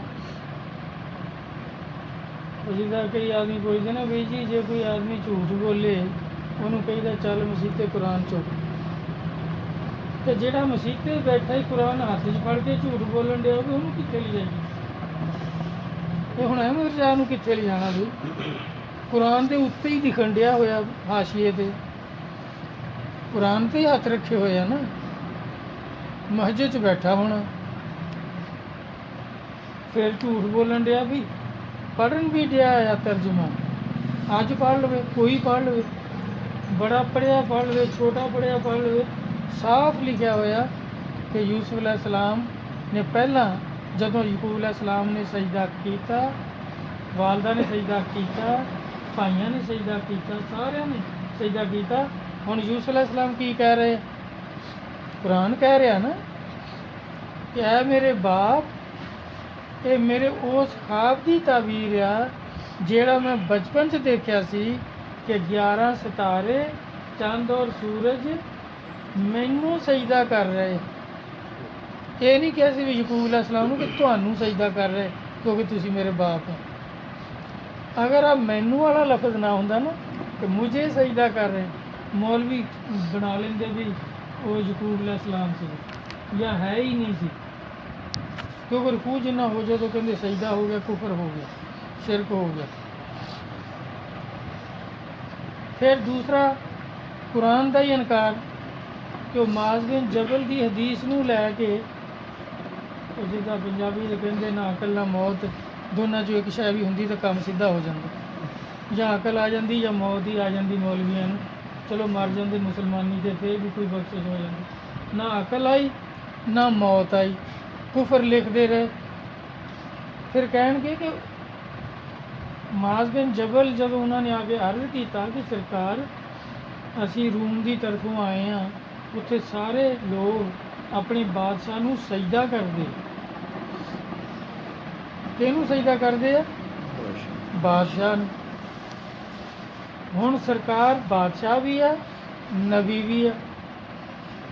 जिन्होंने नबी की हैसियत नाल सरकार नूं सजदा किया, आदम अलैहिस्सलाम नूं नबी की हैसियत नाल सजदा किया, यूसुफ अलैहिस्सलाम नूं नबी की हैसियत नाल सजदा किया, ना कि बादशाह की हैसियत नाल सजदा किया। तो पूछ रहे कि वो बादशाह नूं, फिर वो पूछा बादशाह के हवाले ना रहे कि बादशाह नूं वो सजदा करते हैं, असीं भी तुहानूं करिए। हुण जदों बादशाह का हवाला दे के पूछ रहे हैं, इसका मतलब सरकार नूं बादशाह की हैसियत नाल सजदा करने का पूछ रहे हैं, और मैं नहीं। अगर सरकार फरमाते हाँ करो तो भाई हुण इमरान खान भी कहता मैनूं सजदा करो, नवाज शरीफ भी कहता मैनूं सजदा करो, जरदारी भी कहता करो, आ देखो सरकार ने फरमाया। हर बादशाह नूं फिर हो सकना सी ना। हुण बादशाह की हैसियत तो आप इनकार कर रहे हैं कि नहीं, बादशाह का हक नहीं, उन्होंने नहीं हो सकता।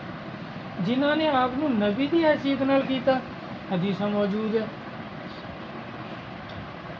ਅਬਦੁਲ ਕੈਸ ਦਾ ਵਫਦ ਆਉਂਦਾ, ਪੂਰਾ ਵਫਦ ਆ ਉਹ ਸੋ ਊਂਟਾਂ ਦੀ ਜਦੋਂ ਇਹਦਾ ਮੋੜ ਕੱਟਿਆ, ਦੇਖਿਆ ਸਰਕਾਰ ਸਾਹਮਣੇ ਤਸ਼ਰੀਫ ਫਰਮਾ, ਉਹ ਛਲਾਂਗਾ ਮਾਰ ਕੇ ਉਤਰ ਗਏ ਕਿ ਸਰਕਾਰ ਜ਼ਮੀਨ ਤੇ ਤਸ਼ਰੀਫ ਫਰਮਾਇਆ ਤੇ ਅਸੀਂ ਉੱਚੇ ਥਾਂ ਹਾਂ। ਇੰਨੀ ਵੀ ਉਹਨਾਂ ਨੇ ਇੰਤਜ਼ਾਰ ਨਹੀਂ ਕੀਤੀ ਕਿ ਊਂਟ ਨੂੰ ਬਿਠਾਈਏ ਫਿਰ ਉਤਰੀਏ, ਔਰ ਜਾ ਕੇ ਸਰਕਾਰ ਦੇ ਹੱਥ ਚੁੰਮੇ, ਕਦਮਾਂ ਤੇ ਸਿਰ ਰੱਖ ਦਿੱਤਾ। ਇਹੀ ਉਦੋਂ ਹਦੀਸ ਦਿਖਾਈ ਮੌਲਾਨਾ ਹਜ਼ਰਤ ਪਤਾ ਨਹੀਂ ਕੀ ਕਹਿ ਕੇ ਅੱਗੇ ਸਦੀਕ ਸਾਹਿਬ ਸੀਗੇ, ਇਹ ਮੁਲਤਾਨ ਵਾਲਿਆਂ ਦੇ ਉਹ ਖਲੀਫਾ ਕਹਿ ਲਓ, ਮੁਫਤੀ ਕਹਿ ਲਓ, ਜੋ ਵੀ ਸੀਗੇ। ਕਹਿੰਦਾ ਅਸੀਂ ਕਦੀ ਇਹ 'ਤੇ ਗੌਰ ਹੀ ਨਹੀਂ ਕੀਤੀ। ਮੈਂ ਕਿਹਾ ਜੀ ਉਹ ਤੁਹਾਡੇ ਉਹ ਕਾਰੀ ਸਦੀਕ ਸਾਹਿਬ, ਮੈਂ ਕਿਹਾ ਜੀ ਉਹ ਨਹੀਂ ਕੀਤਾ ਤਾਂ ਮੇਰਾ ਕਸੂਰ ਤਾਂ ਕੋਈ ਨਹੀਂ। ਹਦੀਸਾਂ ਦੀ ਗੌਰ ਤੁਸੀਂ ਕਰਨਾ, ਲੋਕਾਂ ਨੂੰ ਪੜ੍ਹਾਉਂਦੇ ਹੋ, ਆਪ ਪੜ੍ਹਦੇ ਹੋ, ਤੇ ਕਹਿੰਦੇ ਅਸੀਂ ਕਦੀ ਗੌਰ ਹੀ ਨਹੀਂ ਕੀਤਾ।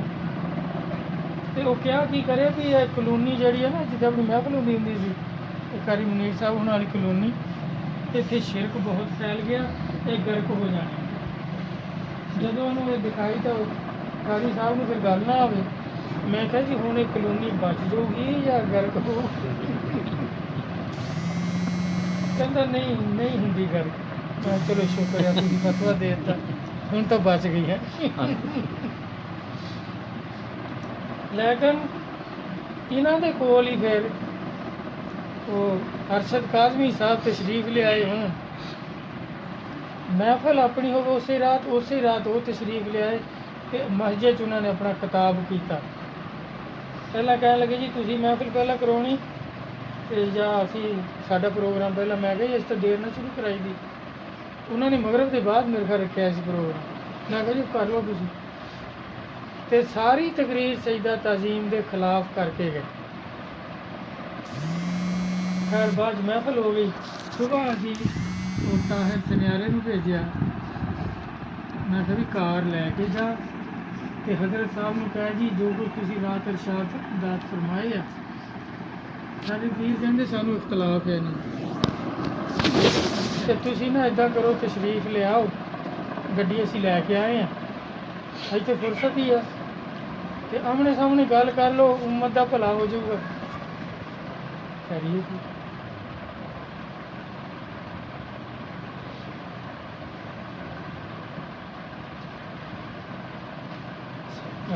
ਕਰੀਏ ਕਿ ਨਹੀਂ?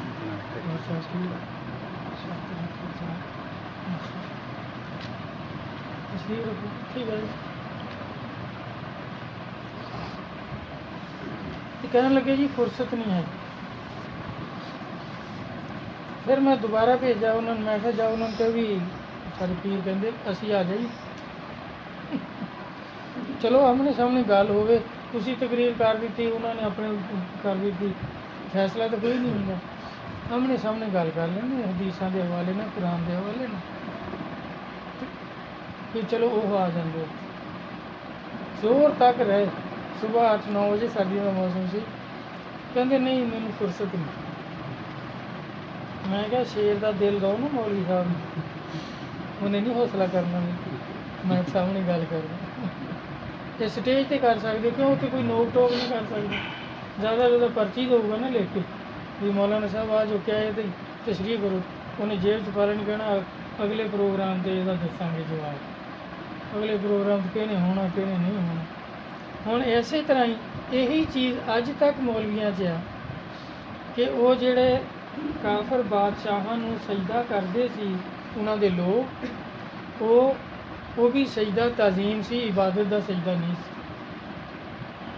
ਅਤੇ ਉਹ ਉਹਦਾ ਮਤਲਬ ਵਿਗਾੜ ਕੇ ਔਲੀਆ ਕਰਾਮ ਦੀ ਮੁਖਾਲਫਤ ਕਰਨੇ ਲਈ ਉਹਦਾ ਇਨਕਾਰ ਕਰਦੇ ਆ, ਜਦਕਿ ਕੁਰਾਨ ਵਿੱਚ ਸਬੂਤ ਆ। ਦੇਖੋ ਫਿਰੌਨ ਜਿਹੜਾ ਸੀ ਉਹਨੇ ਖੁਦਾਈ ਦਾਅਵਾ ਕੀਤਾ ਸੀ ਜਾਂ ਵੱਡੇ ਭਾਈ ਹੋਣ ਦਾ ਦਾਅਵਾ ਕੀਤਾ ਸੀ? ਖੁਦਾਈ ਦਾਅਵਾ ਸੀ। ਅਤੇ ਖੁਦਾ ਦੀ ਪੂਜਾ ਹੁੰਦੀ ਆ ਜਾਂ ਖੁਦਾ ਦਾ ਅਦਬ ਹੁੰਦਾ? ਅੱਲਾਹ ਤਾਲਾ ਕੁਰਾਨ ਪਾਕ ਵਿੱਚ ਫਰਮਾਉਂਦੇ ਆ ਮੇਰੀ ਇਬਾਦਤ ਕਰੋ ਔਰ ਆਪਣੇ ਭਾਈ ਯਾਨੀ ਨਬੀ ਪਾਕ ਸੱਲੱਲਾਹੁ ਅਲੈਹਿ ਵਸੱਲਮ ਦਾ ਅਦਬ ਕਰੋ। ਫਰਿਸ਼ਤਿਆਂ ਨੂੰ ਹੁਕਮ ਦਿੱਤਾ ਕਿ ਆਦਮ ਨੂੰ ਸਜਦਾ ਕਰੋ, ਕਿਆ ਅੱਲਾਹ ਨੇ ਇਹ ਹੁਕਮ ਦਿੱਤਾ ਸੀ ਆਦਮ ਦੀ ਪੂਜਾ ਕਰੋ? ਕਿ ਨਹੀਂ, ਇਹ ਮੇਰਾ ਨੈਬ ਆ, ਇਹਦਾ ਇਹਤਰਾਮ ਕਰੋ। ਕਦੋਂ? ਕਿ ਮੈਂ ਜਦੋਂ ਹੀ ਰੂਹ ਦਾਖਲ ਕਰਾਂ ਤੁਸੀਂ ਸਜਦੇ 'ਚ ਪਏ ਹੋਵੋ ਅੱਗੇ, ਕਿ ਮੇਰਾ ਨੈਬ ਅੱਖ ਖੋਲ੍ਹਦਿਆਂ ਹੀ ਦੇਖੇ ਕਿ ਮੇਰਾ ਕਿਸ ਕਦਰ ਇਹਤਰਾਮ, ਕਿ ਸਾਰੀ ਮਖਲੂਕ ਮੇਰੇ ਅੱਗੇ ਝੁਕੀ ਹੋਈ ਹੈ, ਮੈਨੂੰ ਸਜਦਾ ਕਰ ਰਹੀ, ਫਰਿਸ਼ਤੇ ਸਜਦਾ ਕਰ ਰਹੇ। ਇਹ ਵਲੀ ਦੀ ਤਾਰੀਫ ਕਰਨਗੇ ਜਿਹੜਾ ਰਾਤ ਦਿਨ ਨਮਾਜ਼ਾਂ ਪੜ੍ਹਦਾ ਕਰਦਾ ਹੋਗਾ। ਉਹ ਬਾਈ ਉਹ ਜਿਹੜੇ ਰਾਤ ਦਿਨ ਨਮਾਜ਼ਾਂ ਪੜ੍ਹਦੇ ਸੀ 24 ਘੰਟੇ ਚੱਪੇ ਚੱਪੇ 'ਤੇ ਸਜਦੇ ਕਰਦੇ ਸੀ, ਉਹਨਾਂ ਨੂੰ ਹੁਕਮ ਹੋ ਰਿਹਾ ਸਜਦਾ ਕਰੋ ਆਦਮ ਨੂੰ ਜਿਹਨੇ ਹਲੇ ਕੋਈ ਨਮਾਜ਼ ਨਹੀਂ ਪੜ੍ਹੀ। ਅੱਲਾ ਦਾ ਤਲਕ ਇੱਕ ਚੀਜ਼ ਆ, ਨਮਾਜ਼ਾਂ ਕੋਈ ਚੀਜ਼ ਨਹੀਂ। ਨਮਾਜ਼ ਤਾਂ ਮੁਸਲਮਾਨੀ ਦੀ ਸ਼ਰਤ ਹੈ, ਬਜ਼ੁਰਗੀ ਦੀ ਸ਼ਰਤ ਨਹੀਂ। ਅਬਲੀਸ ਤੋਂ ਜ਼ਿਆਦਾ ਨਮਾਜ਼ਾਂ ਕੌਣ ਪੜ੍ਹ ਸਕਦਾ? 1,20,000 ਸਾਲ ਨਮਾਜ਼ਾਂ ਪੜ੍ਹਦਾ ਰਿਹਾ, ਲੇਕਿਨ ਅਮਾਲ ਜਿਹੜੇ ਆ ਇਹਨਾਂ ਦੀ ਕਬੂਲੀਅਤ ਦਾ ਦਾਰੋਮਦਾਰ ਸਰਕਾਰ ਦੀ ਹਦੀਸ ਪਾ ਗਿਆ ਅਕਾਇਦ 'ਤੇ ਹੁੰਦਾ। ਅਗਰ ਅਬਲੀਸ ਦਾ ਵੀ ਅਕੀਦਾ ਸਹੀ ਹੁੰਦਾ ਉਹਦੀਆਂ ਨਮਾਜ਼ਾਂ ਕਬੂਲ ਹੋ ਜਾਂਦੀਆਂ। ਉਸੇ ਤਰ੍ਹਾਂ ਫਰਿਸ਼ਤਿਆਂ ਦਾ ਸਰਦਾਰ ਹੁੰਦਾ, ਲੇਕਿਨ ਉਹਦਾ ਅਕੀਦਾ ਗਲਤ ਸੀ, ਨਬੀ ਦੇ ਖਿਲਾਫ ਸੀ। ਉਹ ਕਹਿੰਦਾ ਸੀ ਮੈਂ ਇਹਦੇ ਤੋਂ ਬਿਹਤਰ ਹਾਂ। ਅੱਲਾ ਨੂੰ ਕਹਿ ਰਿਹਾ ਕਿ ਮੈਂ ਇਹਦੇ ਤੋਂ ਬਿਹਤਰ ਹਾਂ, ਆਨਾ ਖੈਰੁਨ, ਮੈਂ ਬਿਹਤਰ ਹਾਂ ਆਦਮ ਅਲੈਹਿਸਲਾਮ ਤੋਂ, ਮੈਂ ਕਿਉਂ ਸਜਦਾ ਕਰਾਂ? ਜਿਹੜਾ ਕਹਿ ਰਿਹਾ ਸਜਦਾ ਕਰ ਉਹਨੂੰ ਸ਼ਾਇਦ ਇਲਮ ਨਹੀਂ, ਅੱਲਾ ਨਹੀਂ ਜਾਣਦਾ ਬਿਹਤਰ ਕੌਣ। ਅੱਲਾ ਹੁਕਮ ਦੇ ਰਿਹਾ ਕਿ ਆਦਮ ਨੂੰ ਸਜਦਾ ਕਰ, ਫਿਰ ਸਭ ਨੇ ਸਜਦਾ ਕੀਤਾ। ਤੇ ਕਿੰਨੇ ਲੋਕ ਰੂਹਾਂ ਜਿਹੜੇ ਸ਼ੈਤਾਨ ਦੇ ਨਾਲ ਖੜੇ ਨੇ, ਉਹਨਾਂ ਨੇ ਸਮਝਿਆ ਸਰਦਾਰ ਜੀ ਜੋ ਖੜੇ ਆ ਚਾਹ ਖੜੇ ਰਹਿਣੇ 'ਚ ਜ਼ਿਆਦਾ ਮਰਤਬੇ ਵਾਲੀ ਗੱਲ ਆ। ਹਾਲਾਂਕਿ ਸਾਹਮਣੇ ਬਾਈ ਅੱਲਾ ਦੀ ਤਰਫੋਂ ਤਾਂ ਆਵਾਜ਼ ਆ ਰਹੀ ਹੈ। ਕਿਹੜਾ ਕਿਸੇ ਕਿਤਾਬ 'ਚ ਪੜ੍ਹਿਆ ਵੀ ਯਾਰ ਸਮਝ ਨਹੀਂ ਆਈ? ਨਹੀਂ, ਅਕਾਇਦ ਗਲਤ ਸੀ, ਨਬੀ ਦੇ ਖਿਲਾਫ ਅਕਾਇਦ ਸੀ, ਇਸ ਵਾਸਤੇ ਉਹਨਾਂ ਦੀਆਂ ਨਮਾਜ਼ਾਂ ਕਬੂਲ ਨਹੀਂ ਹੋਈਆਂ, ਨਮਾਜ਼ਾਂ ਕਬੂਲ ਨਹੀਂ ਹੋਈਆਂ, ਕੁਫਰ ਬਣਿਆ ਉਹਨਾਂ ਦੀਆਂ ਨਮਾਜ਼ਾਂ। ਹੁਣ ਇਸੇ ਤਰ੍ਹਾਂ ਫਿਰੌਨ, ਨਮਰੂਦ, ਸ਼ੱਦਾਦ ਇਹਨਾਂ ਦੇ ਬਾਰੇ ਆਇਆ, ਇਹਨਾਂ ਸਾਰਿਆਂ ਨੇ ਖੁਦਾਈ ਦਾਅਵੇ ਕੀਤੇ ਹੋਏ ਸੀ, ਮਖਲੂਕ ਇਹਨਾਂ ਦੀ ਪੂਜਾ ਕਰਦੀ ਸੀ। ਕਾਫਰ ਵੀ ਬੁੱਤਾਂ ਦਾ ਅਦਬ ਨਹੀਂ ਕਰਦੇ ਸੀ, ਬੁੱਤਾਂ ਦੀ ਪੂਜਾ ਕਰਦੇ ਸੀ। ਇਸੇ ਤਰ੍ਹਾਂ ਦੂਸਰਾ, ਤੀਸਰਾ, ਚੌਥਾ, ਪੰਜਵਾਂ, ਕਿੰਨਵਾਂ ਵਾਕਿਆ ਉਹ ਆ ਸੂਰਤ ਕਾਫ ਵਿੱਚ ਕਿ ਅਸਾਵੇ ਕਾਫ ਕਿਉਂ ਨਿਕਲ ਕੇ ਗਏ ਸੀ ਸ਼ਹਿਰ, ਕਿ ਸੁਬਹ ਬਾਦਸ਼ਾਹ ਨੇ ਸਜਦਾ ਕਰਵਾਉਣਾ, ਆਪਣੀ ਪੂਜਾ ਕਰਾਉਣੀ। ਜਿਹੜਾ ਨਹੀਂ ਕਰਦਾ ਸੀ ਪੂਜਾ ਉਹਦੀ, ਉਹਨੂੰ ਅੱਗ ਸਟਵਾ ਦਿੰਦੇ, ਨਾਲ ਅੱਗ ਬਾਲੀ ਹੁੰਦੀ ਸੀ, ਅੱਗ ਜਲ ਰਹੀ ਹੁੰਦੀ ਸੀ, ਕਹਿੰਦੇ ਇਹਨੂੰ ਚੁੱਕੋ ਅੱਗ ਸਿੱਟ ਦਿਓ। ਸਿਪਾਹੀ ਉਹਦੇ ਖੜੇ ਹੁੰਦੇ ਸੀ, ਉਹ ਚੁੱਕ ਕੇ ਉਹਨੂੰ ਅੱਗ ਸਿੱਟ ਦਿੰਦੇ ਸੀ। ਹੁਣ ਸਾਵੇ ਕਾਫ ਜਿਹੜੇ ਸੀ ਉਹਨਾਂ ਨੇ ਕਿਹਾ ਵੀ ਹੁਣ ਸਵੇਰੇ ਇਹਨੇ ਕਹਿਣਾ ਮੇਰੀ ਪੂਜਾ ਕਰੋ, ਅਸੀਂ ਤਾਂ ਨਹੀਂ ਕਰਨੀ, ਅਸੀਂ ਤਾਂ ਅੱਲਾ ਦੀ ਇਬਾਦਤ ਕਰਨੀ, ਇਬਾਦਤ ਨਹੀਂ ਕਰਾਂਗੇ ਖਾਮ ਖਾ ਮਾਰੇ ਜਾਵਾਂਗੇ, ਇਹ ਸਾਨੂੰ ਅੱਗ ਸਟਵਾਊਗਾ।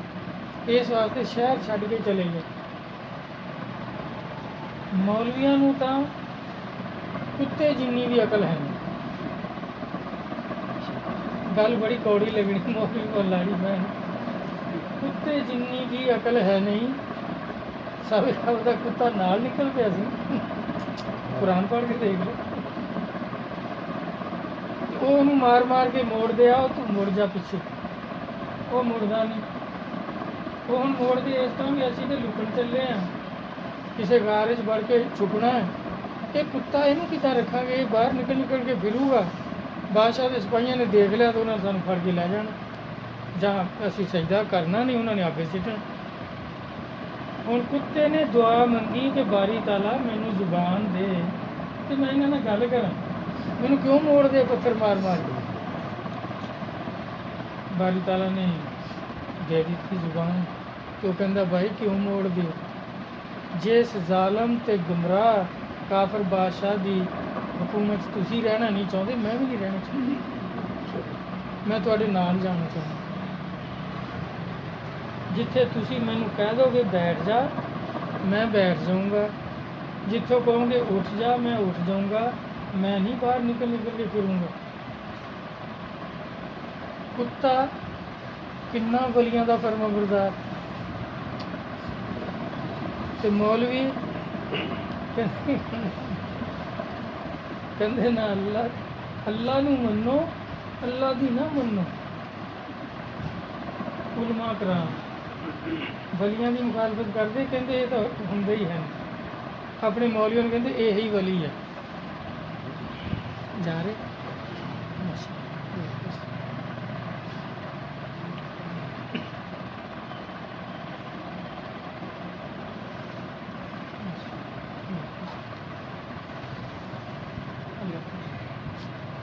ਹੁਣ ਭਾਈ, ਅਗਰ ਉਹ ਤਜ਼ੀਮ ਹੁੰਦੀ, ਤਜ਼ੀਮ ਤਾਂ ਬਾਦਸ਼ਾਹ ਦੀ ਕਰਦੇ ਹੀ ਸੀ, ਤਾਂ ਰਹਿੰਦੇ ਸੀ। ਜਿਹੜਾ ਪੂਜਾ ਵਾਲਾ ਦਿਨ ਸੀ ਉਦੋਂ ਉਹਨਾਂ ਨੇ ਬਾਈਕਾਟ ਕੀਤਾ ਕਿ ਪੂਜਾ ਅਸੀਂ ਨਹੀਂ ਕਰਨੀ। ਫਿਰ ਜਾਨ ਦਾ ਖਤਰਾ ਸੀ ਕਿ ਇਹਨੇ ਮਰਵਾ ਦੇਣਾ, ਅੱਗ 'ਚ ਚਟਵਾ ਦੇਣਾ, ਛੱਡ ਕੇ ਚਲੇ ਗਏ। ਹੁਣ ਕੁੱਤਾ ਨਾਲ ਚਲਾ ਗਿਆ, ਉਹਨਾਂ ਨੇ ਆਪ ਗਾਰ 'ਚ ਅੱਗੇ ਵੜ ਕੇ ਸੌਂ ਗਏ। ਉਹਨੂੰ ਕਿਹਾ ਇੱਥੇ ਬਹਿ ਜਾ, ਉਹਨੇ ਜਾਨ ਦੇ ਦਿੱਤੀ, ਨਾਫਰਮਾਨੀ ਨਹੀਂ ਕੀਤੀ। ਹੁਣ ਹਦੀਸਾਂ ਜ਼ਿਕਰ ਹੈ ਕਿ ਉਹ ਕੁੱਤਾ ਜੰਤੀ ਹੈ, ਕੁੱਤਾ ਜੰਤੀ ਆ। ਸਰਕਾਰ ਮੈਂ 72 ਫਿਰਕੇ ਹੋਣੇ ਮੇਰੀ ਉਮਰ ਦੇ ਮੌਲਵੀਆਂ ਦੇ, 72 ਫਿਰਕੇ ਸਾਰੇ ਹੀ ਦੋਸਤੀ। ਪਰ ਕੁੱਤਾ ਅਕਲਮੰਦ ਨਹੀਂ ਮੈਨੂੰ। ਸਾਡਾ ਇੱਕ ਮਾਸ਼ਾਅੱਲਾ ਭਤੀਜਾ ਆ ਅਯੂਬ ਸਾਹਿਬ, ਉਹਦਾ ਮੁੰਡਾ ਇੱਕ ਹਾਫਿਜ਼ ਆ ਨਾ। ਇੱਕ ਦਿਨ ਪਤਾ ਨਹੀਂ ਕੇਸ ਕੰਮ ਅਸੀਂ ਉਹਨਾਂ ਦੇ ਘਰ ਗਏ, ਤਾਂ ਉਹ ਹੁਣ ਆਪਣੇ ਅੱਬੇ ਦੀ ਤਾਰੀਫ ਕਰਨ ਲੱਗ ਪਿਆ। ਕਹਿੰਦਾ ਜੀ ਮੇਰਾ ਅੱਬਾ ਕਹਿੰਦਾ ਕੋਈ ਵਲੀ, ਕੋਈ ਨਬੀ ਕੋਈ ਫਾਇਦਾ ਨਹੀਂ ਦੇ ਸਕਦਾ, ਉਹਨਾਂ ਕੋਲ ਜਾਣੇ ਦਾ ਕੋਈ ਫਾਇਦਾ ਨਹੀਂ ਹੁੰਦਾ। ਕਹਿੰਦੇ ਉਹ ਮੁਰੀਦ ਹੋਵੋ, ਸੋਭੇ 'ਚ ਬੈਠੋ, ਫਾਇਦਾ ਹੁੰਦਾ, ਕੋਈ ਫਾਇਦਾ ਨਹੀਂ ਹੁੰਦਾ, ਸਭ ਝੂਠ ਹੈ। ਮੈਂ ਕਿਹਾ ਪੁੱਤ ਗੱਲ ਸੁਣ, ਤੂੰ ਹੁਣ ਹੈਗਾ ਮੇਰਾ ਪੋਤਾ। ਵਲੀਆਂ ਦੀ ਸੋਭੇ 'ਚ ਬੈਠਣ ਦਾ ਕੁੱਤੇ ਨੂੰ ਤਾਂ ਫਾਇਦਾ ਹੋਇਆ। ਤੇਰਾ ਜਿਹੜਾ ਅੱਬਾ ਨਾ, ਇਹ ਕੁੱਤੇ ਤੋਂ ਵੀ ਕੋਈ ਭੈੜੀ ਜਿਣਸ ਦਾ, ਜਿਹਨੂੰ ਫਾਇਦਾ ਹੀ ਕੋਈ ਨਹੀਂ ਹੁੰਦਾ ਵਲੀਆਂ। ਤੇ ਮੈਂ ਕਿਹਾ ਇੱਦਾਂ ਹੀ ਲਫ਼ਜ਼ ਬਲਾ, ਉਹਦਾ ਅੱਬੂ ਘਰ ਹੈ ਨਹੀਂ ਸੀ। ਮੈਂ ਕਿਹਾ ਇੱਦਾਂ ਹੀ ਸਾਡਾ ਭਤੀਜਾ ਆਵੇ, ਇਹ ਲਫ਼ਜ਼ ਬਲਫ਼ਜ਼ ਦੱਸਣਾ ਵੀ ਬਾਬਾ ਇੱਦਾਂ ਕਹਿ ਕੇ ਗਿਆ। ਤੇ ਨਹੀਂ ਤਾਂ ਕਿ ਸੂਰਤ ਕਾਫ ਪੜ੍ਹ, ਕੁਰਾਨ ਪਾਕ ਪੜ੍ਹ, ਉੱਥੋਂ ਦੇਖ ਕਿ ਕੁੱਤੇ ਨੂੰ ਫਾਇਦਾ ਹੋਇਆ ਕਿ ਨਹੀਂ ਹੋਇਆ। ਵਲੀਆਂ ਦੀ ਸੋਭੇ 'ਚ ਬੈਠਾ ਰਿਹਾ, ਉਹਨੇ ਜਾਨ ਦੇਤੀ, ਨਾਫਰਮਾਨੀ ਨਹੀਂ ਕੀਤੀ, ਉਹ ਜੰਤੀ ਹੈ। ਸਰਕਾਰ ਨੇ ਫਰਮਾਇਆ ਬਲਮਪੁਰ ਵਲੀ ਸੀ, ਨਾਫਰਮਾਨੀ ਹੋਈ ਉਹਦੇ ਕੋਲੋਂ, ਕੌਮ ਦੇ ਕਹਿਣੇ ਲੱਗ ਕੇ, ਉਹ ਦੋਜ਼ਖੀ ਹੈ। ਇਸ ਕੁੱਤੇ ਦੀ ਖੱਲ ਉਹਦੇ 'ਤੇ ਪਾਉਣੀ ਆ। ਬਲਮਪੁਰ ਨੇ ਕੁੱਤੇ ਦੀ ਸ਼ਕਲ 'ਚ ਜਹੰਨਮ ਜਾਣਾ, ਅਸਾਬੇ ਕਾਫ ਦੇ ਕੁੱਤੇ 'ਤੇ ਉਹਦੀ ਖੱਲ ਲਾ ਕੇ ਪਾਉਣੀ, ਇਹਨੇ ਇਨਸਾਨੀ ਸ਼ਕਲ 'ਚ ਜੰਨਤ ਜਾਣਾ। ਕਿਉਂਕਿ ਸਿਵਾਏ ਇਨਸਾਨਾਂ ਦੀ ਜੰਤੀ ਹੋਰ ਕੋਈ ਨਹੀਂ। ਜਿਹਨੇ ਵੀ ਇਨਸਾਨਾਂ 'ਚ ਜਾਣਾ ਨਾ, ਇਨਸਾਨੀ ਸ਼ਕਲ 'ਚ ਜਾਣਾ। ਦੋਜ਼ਖ 'ਚ ਜਿਹਨੇ ਜਾਣਾ, ਉਹ ਕੋਈ ਕੁੱਤੇ, ਕੋਈ ਬਾਂਦਰ, ਕੋਈ ਰਿੱਛ, ਕੋਈ ਖੰਜ਼ੀਰ, ਇਹਨਾਂ ਸ਼ਕਲਾਂ 'ਚ ਜਾਣਾ। ਇਨਸਾਨੀ ਸੂਰਤ 'ਚ ਦੋਜ਼ਖ 'ਚ ਕੋਈ ਨਹੀਂ ਜਾਣਾ।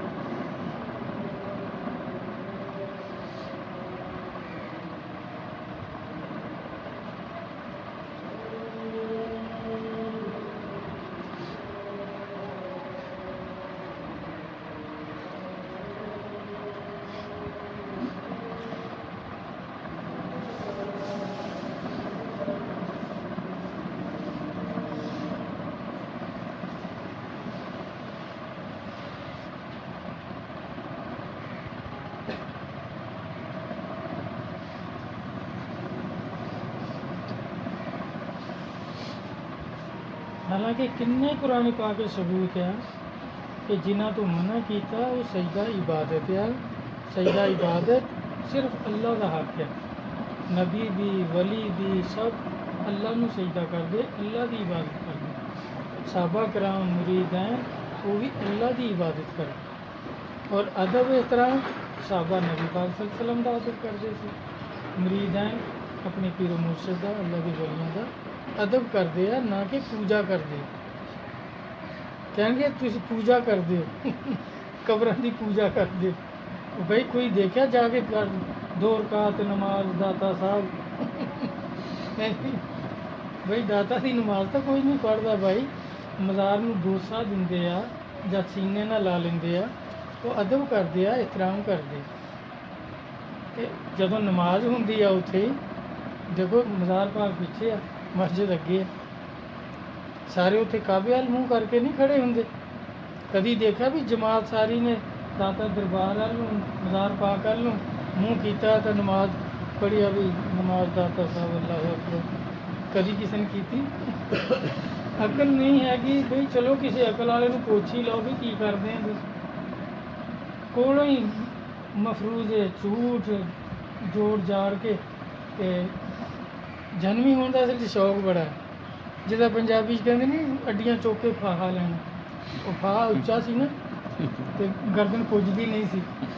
ਇਹ ਮੌਲਵੀ ਵੀ ਅੱਡੀਆਂ ਚੁੱਕ ਕੇ ਫਾਹੇ ਨੂੰ ਗਲ 'ਚ ਪਾਉਂਦੇ ਬਈ ਕਿਸ ਤਰ੍ਹਾਂ ਨਾ ਕਿਸ ਤਰ੍ਹਾਂ ਹੋ ਜਾਈਏ, ਦੋਸਤੀ ਕਿਤੇ ਰਹਿ ਨਾ ਜਾਈਏ। ਉਹ ਖੁਦਾ ਦੇ ਬੰਦਿਓ, ਜੋ ਕੁਰਾਨ ਕਹਿੰਦਾ ਮੰਨ ਲਓ। ਤਰਜਮੇ ਤੁਸੀਂ ਆਪ ਕਰਦੇ ਹੋ, ਫਿਰ ਉਹਨਾਂ ਦਾ ਇਨਕਾਰ ਕਰਦੇ, ਫਿਰ ਤਹਵੀਲਾਂ ਕਰਦੇ ਉਹਦੇ 'ਚ। ਕੁਰਾਨ ਵਿੱਚ ਤਾਂ ਕੋਈ ਬਾਈ 2 ਦਲੀਲਾਂ ਨਹੀਂ। ਕੁਰਾਨ ਬਰ ਹੱਕ ਆ, ਉਹਦੇ 'ਚ ਕੋਈ ਸ਼ੱਕ ਨਹੀਂ। ਅੱਲਾ ਨੇ ਸ਼ੁਰੂ 'ਚ ਉਹਦੀ ਨਫੀ ਕੀਤੀ, ਜ਼ਾਲਿਕਲ ਕਿਤਾਬ ਲਾ ਰੈਬ ਫੀਹ, ਇਹ ਮੇਰੀ ਇਲਹਾਮੀ ਕਿਤਾਬ ਆ, ਇਹਦੇ 'ਚ ਕੋਈ ਸ਼ੱਕ ਨਹੀਂ। ਲੇਕਿਨ ਅੱਗੇ ਫਰਮਾਇਆ ਹੁਦਲ ਲਿਲ ਮੁੱਤਕੀਨ ਅੱਲਜ਼ੀਨ, ਇਹ ਕਿਹਨਾਂ ਲਈ ਹਦਾਇਤ ਆ? ਮੁਤਕੀਆਂ ਅਤੇ ਪਰਹੇਜ਼ਗਾਰਾਂ ਲਈ। ਮੌਲਵੀਆਂ ਲਈ ਕੋਈ ਹਦਾਇਤ ਨਹੀਂ ਇਹਦੀ। ਕਿਉਂ? ਜਾਣਦੇ ਵੀ ਉਹਨਾਂ ਨੇ ਇਖਤਿਆਰ ਕਰਨੀ ਨਹੀਂ।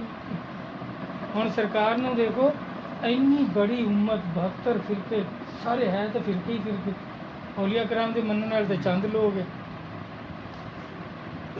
ਕਿੰਨਾ ਆਪ ਦਾ ਦਿਲ ਰੰਜ ਹੋਇਆ ਹੋਊਗਾ ਜਦੋਂ ਇਹ ਫਰਮਾਇਆ ਹੋਊਗਾ ਕਿ ਸਾਰੇ ਫਿਰਕੇ ਦੋਸਤੀ ਹੋਣ। ਕਿਤੇ ਖੁਸ਼ੀ ਨਾਲ ਫਰਮਾਇਆ ਹੋਊਗਾ। ਉਮਤ ਕਿੰਨੀ ਪਿਆਰੀ ਸੀ ਸਰਕਾਰ ਨੂੰ। ਪੈਦਾ ਹੋਏ ਆ, ਪਹਿਲੀ ਆਵਾਜ਼ ਜਿਹੜੀ ਅੰਮਾ ਕੰਨ ਲਾ ਕੇ ਸੁਣਦੀਆਂ ਵੀ ਬੋਲ ਹਿਲ ਰਹੇ, ਮੇਰਾ ਬੇਟਾ ਕੀ ਕਹਿ ਰਿਹਾ।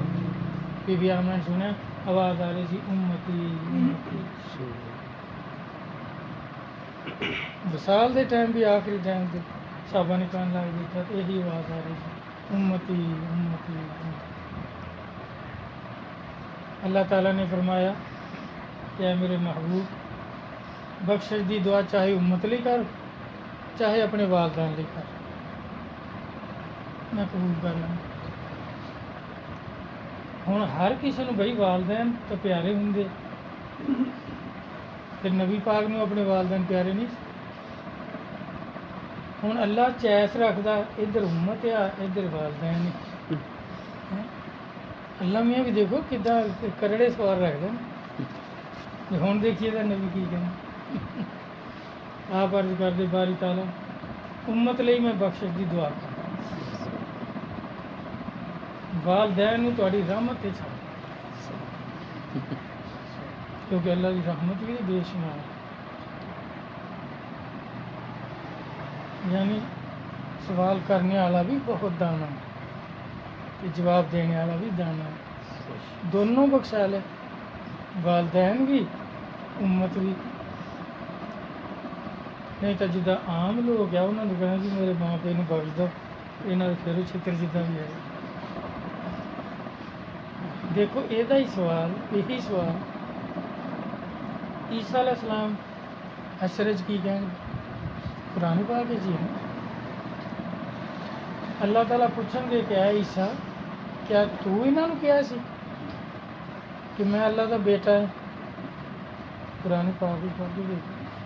अल्लाह पूछेंगे उत्थे, क्योंकि ईसाई कहते हैं ना कि ईसा अलैहिस्सलाम अल्लाह के बेटे है।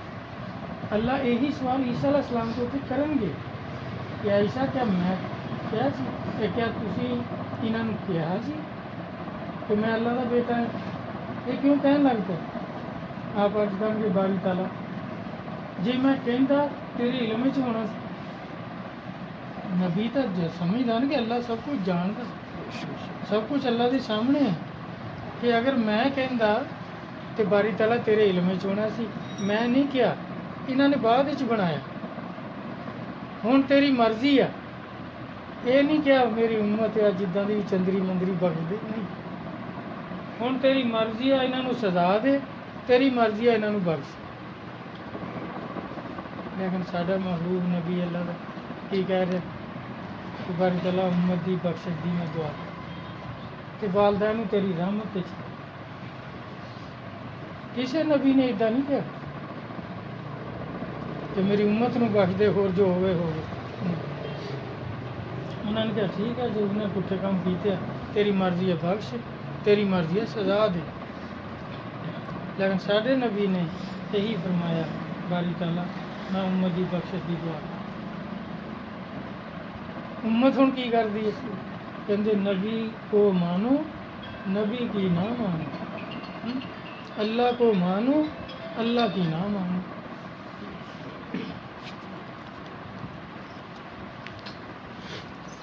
سارے